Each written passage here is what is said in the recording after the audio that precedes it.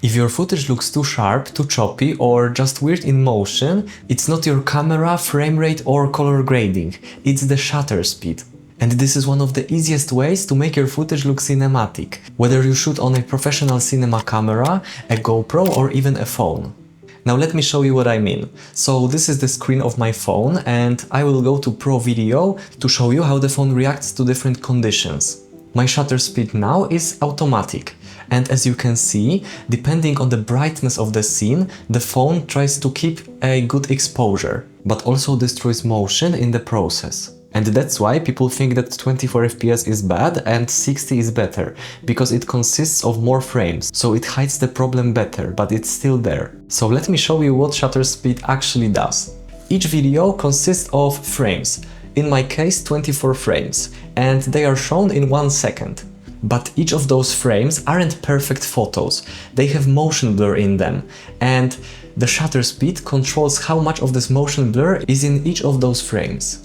So when the shutter speed is too fast, the video looks choppy, because there is no natural blurry connection between those frames, and it's not how the world looks like. And on the other hand, if the shutter is too slow, the footage looks too blurry and kind of like you had a headache. And the whole challenge here is to set the shutter speed so that it looks the most natural to your eye and you perceive it as this cinematic motion. I will show you how to achieve it each time later in the video, but now to make it more practical, let's go through a few examples. Here's the same kind of movement shot at 3 different shutter speeds: 1/24th, 1/48th and 1/2000th of a second. And this is where the difference becomes obvious. At 1/24th, there's too much blur, movements start to smear together.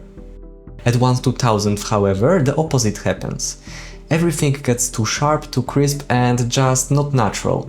And then 1/48th give you the most balanced results. That's also why I wanted to test this with different types of motion, because shutter doesn't just affect one specific shot. It affects every kind of motion differently, but the pattern stays the same. Too slow gets smeary, too fast gets harsh, and the middle usually feels the most cinematic. And this is where we are approaching the golden rule of this video, and it's that shutter speed should be roughly double your frame rate. So if you are using 24 FPS, you should use 1/48th of a second. If you are using 30 FPS, 1/60th of a second. If you are using 60 FPS, 120th of a second. And it's so well known and established in cinematography that it even has its own name, and it's called 180 degrees rule. And I will tell you more about it in a moment because it makes things even simpler, but let's look for a moment how it looks in slow motion. Here the, let's say, correct example will be 120th of a second, because we are shooting at 60 FPS and it's slowed down to 24 FPS. As you can see, the rules don't change, and again, the most natural looking image is the one where the shutter doubles the frame rate. Now let's go back to those 180 degrees, and what even are those degrees? So that's a moment where it gets even easier. Make sure to check the settings of your camera. If it lets you choose between shutter speed and shutter angle, choose shutter angle, it's much better for the video. Because then you can set it to 180 degrees and forget about it. Your camera will change the shutter speed accordingly to the frame rate that you are using.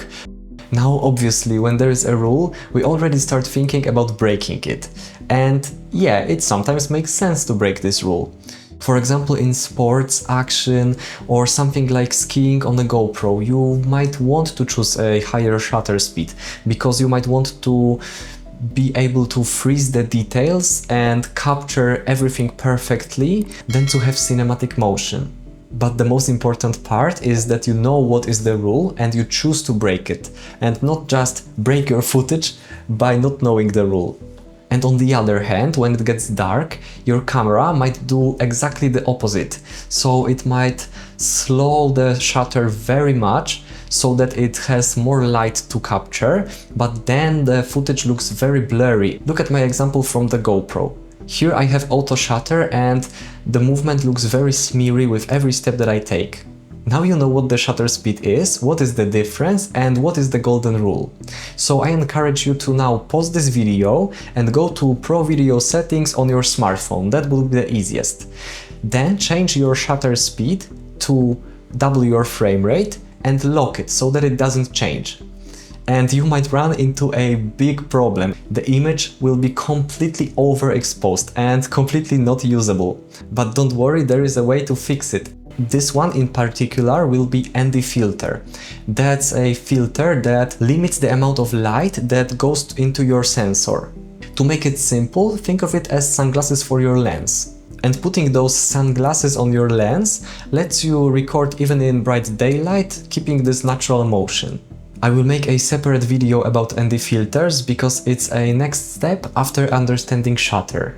And if there is one thing that I would like you to remember after this video, is that the thing that you want the most is the control, and leaving your settings on auto will almost always give you unpredictable results. And the rules from this video apply to everything, from a cinema camera to GoPro and a phone. The tool changes, but the rule doesn't. If you want to go deeper into the art of filmmaking, check out this video next. I hope this video helped you. Leave a like and subscribe if it did. Thanks for watching, and remember, let your films be shot by reality.